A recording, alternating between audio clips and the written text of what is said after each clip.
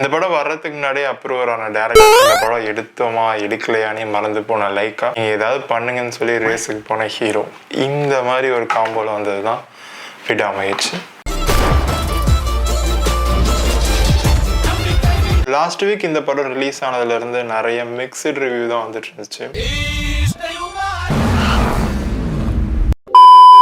இந்த பக்கம் பார்த்தா ஹாலிவுட் தரத்துல இருக்க ஒரு தமிழ் படம் இந்த படத்தை எப்படி பிடிக்கலன்னு சொல்றீங்க அப்படின்னு சொல்றாங்க. இன்னொரு சைடு இந்த பக்கம் பார்த்தா இது அஜித் படம் மாதிரியே இல்ல, அதெல்லாம் டயர் 2 ஆக்டர் நடிக்க வேண்டிய கதை, இதுலயும் அஜித் நடிச்சாருன்னு சொல்லி கேட்டுட்டு இருக்க ஒரு சைடு. இது ரெண்டுத்தையும் கேட்டுட்டு படத்தை போய் பார்க்கும்போது நம்ம எப்படி இருந்துச்சு. ఎందుకు నీకు ఏసు బతుకు ఎందుకు నువ్వు బతుకుతావు.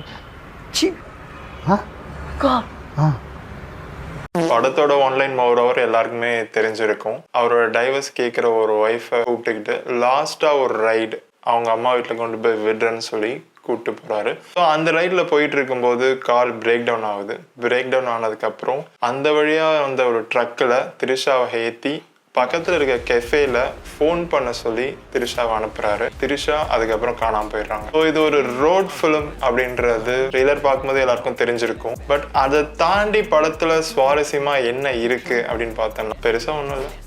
இந்த படத்தோட சினிமோட்டோகிராஃபி, இந்த படத்தோட டெக்னிக்கலான நிறைய விஷயங்கள் ரொம்ப சூப்பராக பண்ணியிருக்காங்க. பட் எண்ட் ஆஃப் த டே படம் கிரிப்பிங்கா இருக்கான்னு கேட்டா நோ தான். பொதுவாக மகிழ் திருமேனி படத்துல வர ஹீரோஸ் எல்லாருக்கும் ஒரு இன்டெலிஜென்ஸ் இருக்கும். பட் இந்த படத்துல அது மிஸ்ஸிங்.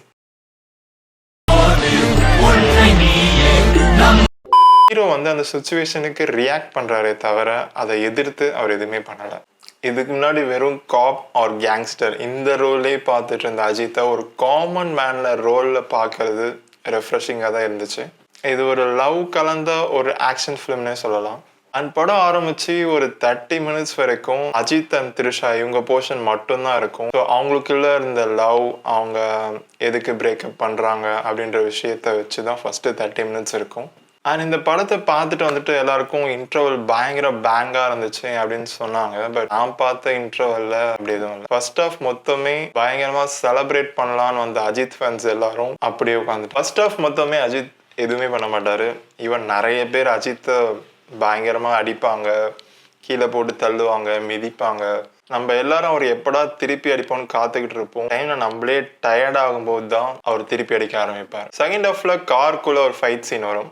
அந்த ஃபைட் சீனை ரொம்ப ஸ்டேஜ் பண்ணி சூப்பராக எடுத்திருந்தாங்க. அந்த ஒரு சீன்ல தான் எல்லாரும் கொஞ்சம் எந்திரிச்சு உட்கார்ந்தாங்க. ஸோ படம் ஸ்டார்டிங்ல இருந்து எண்டு வரைக்கும் most of the Ajith dialogues என் மனைவி எங்க, என் கையல் எங்க அப்படின்னு தான் ரிப்பீட்டடாக வந்துட்டே இருந்துச்சு. அதை கொஞ்சம் குறைச்சிருக்கலாம். இந்த மாதிரி ஒரு பெரிய ஹீரோ இறங்கி இந்த மாதிரி ஒரு கேரக்டர் பண்றது ரேரான ஒரு விஷயம்தான். பட் அது பண்ணணுன்றதுக்காக பண்ணாம அது ஒரு நல்ல கதையா இருந்துச்சுன்னா மட்டும் பண்ணீங்கன்னா நல்லா இருக்கும். பிகாஸ் இந்த மாதிரி வரும்போது அது ஃபேன்ஸையும் சாட்டிஸ்ஃபை பண்ணாம காமன் ஆடியன்ஸையும் சாட்டிஸ்ஃபை பண்ணாம ரெண்டு பேருமே சாட்டிஸ்ஃபை பண்ணாம தான் அந்த படம் நிற்கிது. ஆக்சுவலாக இந்த படத்துல அஜித்தை வர்றவங்க போறவங்களாம் அடிப்பாங்க. ஸோ இதனால தான் டேரக்டர் முன்னாடியே அப்ரூவர் ஆகி இது என்னோட கதை இல்லை, அஜித் நம்ம ரெண்டு பேரும் கம்ஃபர்ட் ஜோனை விட்டு வெளியே என்ன சொன்னாருன்னு சொல்லி அப்ரூவர் ஆயிட்டாரு.